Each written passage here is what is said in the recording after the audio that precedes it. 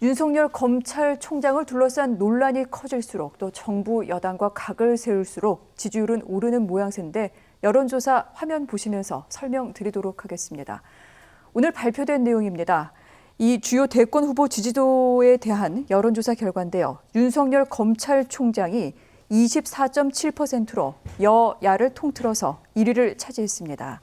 이어서 이낙연 민주당 대표 22.2%, 이재명 경기도지사 18.4%입니다.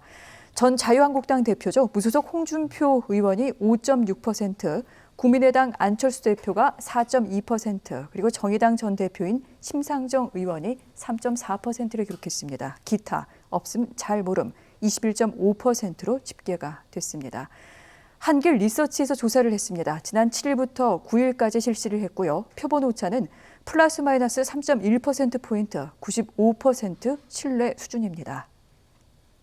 물론 오차 범위를 벗어난 것은 아닙니다만 그래도 윤 총장이 이렇게 1위에 오른 것, 지난 6월 정도쯤이었던 것 같습니다. 한 10%대로 출발을 해서 정말 지지율 급상승했는데 거기다 1위까지 한 거는 이번이 처음입니다. 이에 관련해서 오늘 좀 두 분과 자세히 좀 얘기를 나눠보도록 하겠습니다. 교수님, 그야말로 수직 상승인 것 같습니다. 그렇죠. 이유 무엇일까요? 아무래도 이제 그 법무부 장관하고 갈등 문제가 노출이 되고 이슈화되면서 사회적으로 많은 이제 뉴스가 많이 쏟아지고 있는 상황이잖아요. 그런 부분이 첫째 영향을 미쳤을 가능성이 있다고 봅니다. 또 하나는 윤석열 총장이 지난 국감에 나와서 국민께 봉사할 수 있는 기회가 있다면 그것도 생각해 보겠다 이런 얘기를 하면서 정치에 들어가려는 의도가 어느 정도 보여졌다 이런 얘기들이 많이 나오게 되면서 국민들이 대권 후보로서 윤석열에 대해서 관심을 갖기 시작했다 이런 부분들에 영향을 미쳤을 가능성이 있다는 생각이 들고요. 네. 또 하나는 이제 어쨌든 국민들 입장에서 봐서는 물론 윤석열 총장에 대해서는 찬반 또는 긍정 부정의 그 평가를 하는 분들이 따로 있을 수는 있지만 전체적으로 봐서 현 정부의 주요 인사들과 각을 세우는 모습이 인지도 상승에 영향을 미쳤을 가능성이 높다고 봐요. 특히 이제 보수나 중도층에 있는 분들 같은 경우에 그동안 그 야당 쪽, 소위 이제 그 여당이 아닌 야당 쪽에서 네. 특별히 후보가 잘 안 보였잖아요. 그런데 윤석열 총장이 저런 모습이 결국은 대권 후보로서의 어떤 그 인지도도 높일 뿐만 아니라 대권 후보로서의 자질을 갖추기 있다는 그런 어떤 지지를 받는 데 영향을 미쳤을 거다. 여권 같은 경우는 지금 이낙연, 이재명 둘로 갈라져 있잖아요. 네. 그러니까 표가 분산된 효과가 있었을 것이고 야권 같은 경우에는 다른 후보들도 있긴 있습니다만 눈에 띄게 그렇게 사람들의 관심을 끌만한 후보가 없는 상태에서 윤석열 총장에게 보수 진영에 있는 분이나 보수적 성향을 갖고 계신 분들이 지지를 보냈을 가능성. 그래서 아마 윤석열 총장이 1위로 올라서는 그런 계기가 되지 않았을까 이렇게 분석이 됩니다. 그렇군요.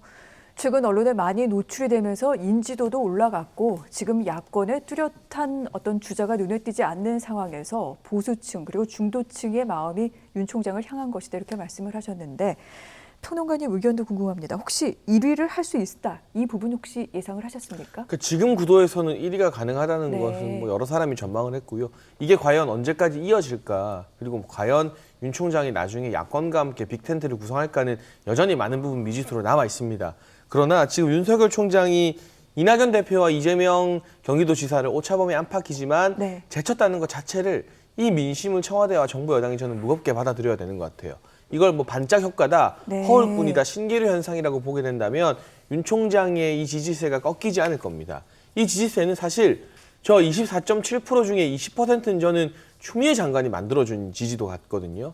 계속 때리면 때릴수록 그리고 특활비를 비롯해서 여러 가지 감찰 사안으로 윤석열 총장을 공격할수록 이 지지세가 더욱더 커지는 모양새인데 국민들이 이러한 어떤 외부의 압박에도 굴하지 않는 윤석열 총장의 모습 그리고 최소한 윤석열 총장은 말의 앞뒤가 다르지 않고 일관성은 있더라. 그러니까 나중에 이제 과거에 지금의 야당 의원들을 상대로 했을 때도 일관성이 있었고요. 그때도 약한 모습이 아니었죠. 똑 부러지는 모습이었고 여야가 바뀐 지금 여당 의원들 상대로도 똑 부러지는 모습인 게 최소한 이 사람이 앞뒤가 다른 기존의 정치인들이 보여주지 못했던 우직한 모습에 아마 환호하고 있는 거라고 보여집니다. 그렇다면 그 우직함이 국민들 눈에 드러나지 않게 그냥 내버려 두면 되는 것인데 자꾸 국민들 앞에 그 우직함이라는 강점이 드러나게끔 공격을 하는 지금 정부 여당의 어떤 검찰을 길들이려는 태도가 윤석열 현상을 낳지 않았나. 이 부분에 대해서 숙고가 필요해 보이고요. 윤석열 총장 내년 7월 임기까지 자리를 지킬 것으로 예상이 되는 가운데 네. 이 같은 지지세 오름세가 당분간은 지속될 것으로 예상됩니다. 그렇군요. 이 같은 지지세 당분간은 일단 지속될 것이다 이렇게 예측을 하셨는데 말씀대로 이를 바라보고 있는 정치권의 속내 상당히 복잡합니다. 특히 정부 여당 이 부분을 좀 겸허히 바라봐야 된다. 이렇게 장 평론가께서 지적을 하셨는데 민주당 얘기를 좀 해봤으면 좋겠습니다. 뭐 겉으로는 태어난 것 같은 그런 반응이었습니다만 아마 이를 바라보고 있는 속내는 굉장히 좀 타들어가지 않을까요?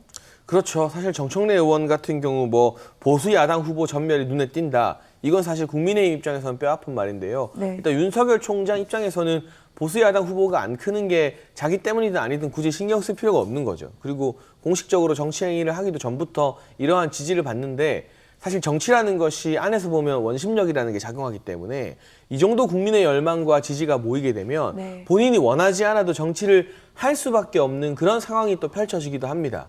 사실 문재인 대통령도 처음 정치의 출발이 본인이 어떤 정치 권력에 대한 의지가 있어서가 아니라 주변에 이 어려움을 겪었던 친노 세력에 결집된 그 의지 때문에 등 떠밀리다시피 정치를 해서 결과적으로는 당대표에 이어 정치인 대통령 된 것 아니겠습니까? 네. 윤 총장에게도 그런 길이 펼쳐지지 말라는 법이 없어요. 그런데 지금 여당에서 제가 앞서 이 법무부 장관의 견제가 이 같은 지지도를 만들었다면 여당의 지나친 견제나 공격은 윤석열 총장의 정치 행보, 퇴임 이후에 정치인으로서의 길을 좀 가속화시키는 매개체가 될 수 있다.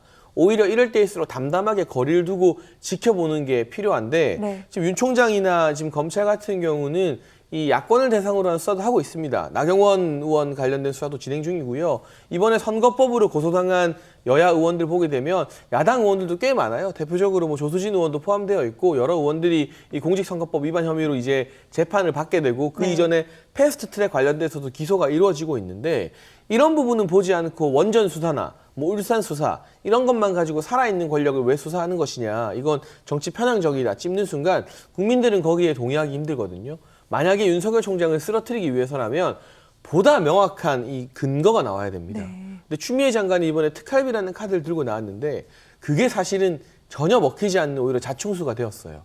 이런 식으로 유효하지 않은 공격이 계속될수록 윤 총장을 둘러싼 정치적 원심력은 더욱더 커지게 될 것 같고 네. 여당도 아마 지금 내심 많이 긴장하지 않을까 싶습니다. 그렇군요. 네.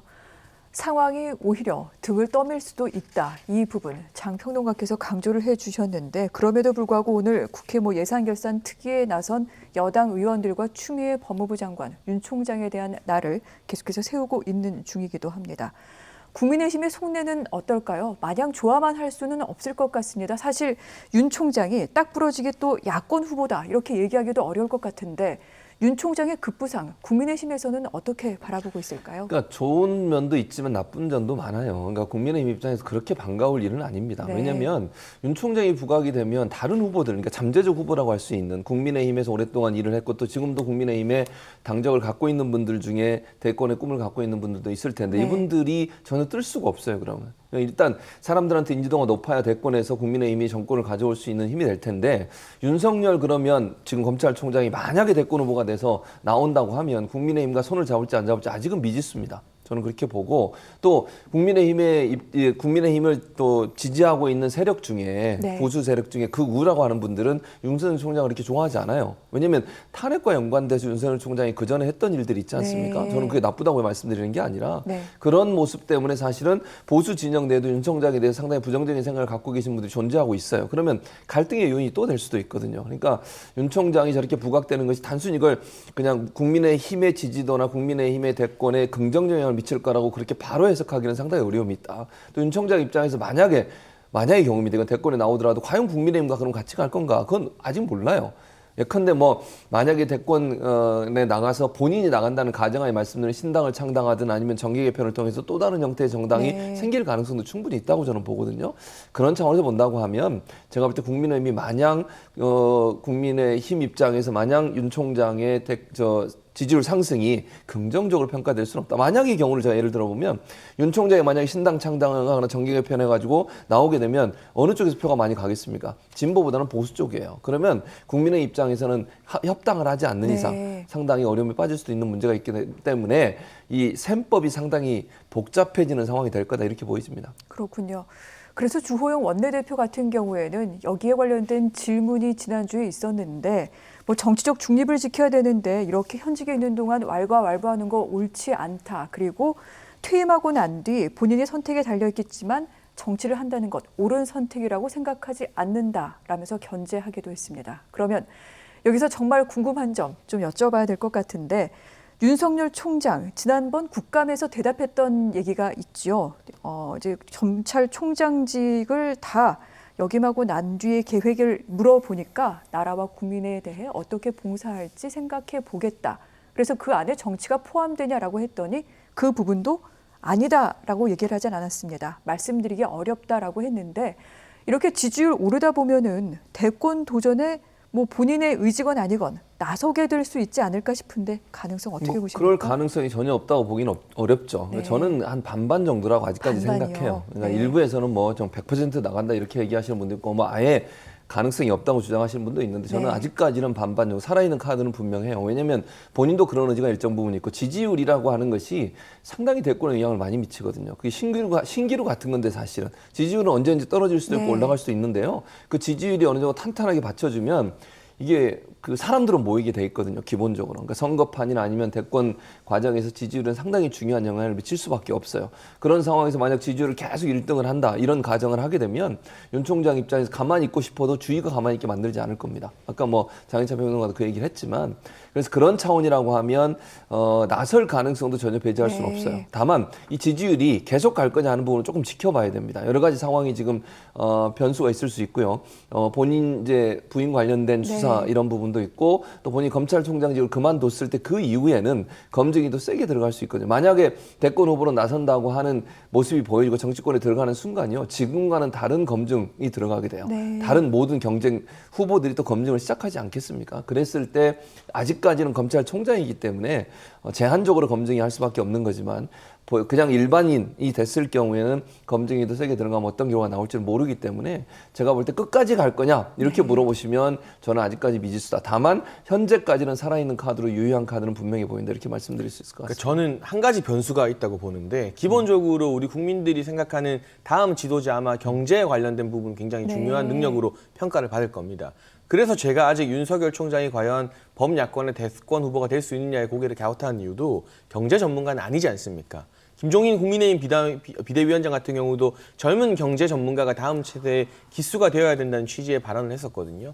그런데 여기서 한 가지 변수가 무엇이냐면 윤석열 총장의 지금 지지율은 이 정부 여당에서 윤 총장을 때리면서 어떻게 보면 살아있는 권력 수사하지 말라는 그런 압박을 가하면서 이만큼 지지율이 큰 것인데 네. 이 같은 기조가 내년 7월 윤 총장의 임기 내내 지속된다면 그리고 국민들이 보기에 문재인 정부의 어떤 독선이나 오만 이런 것들 추미애 장관으로 대표되는 좀 국민 보편적인 제가 봤을 때는 상식과 벗어난 그런 발언들이 계속 이어진다면 그때는 국민의 시대 정신이 경제 이전의 이 문재인 정부 심판론으로 옮겨갈 수가 있어요.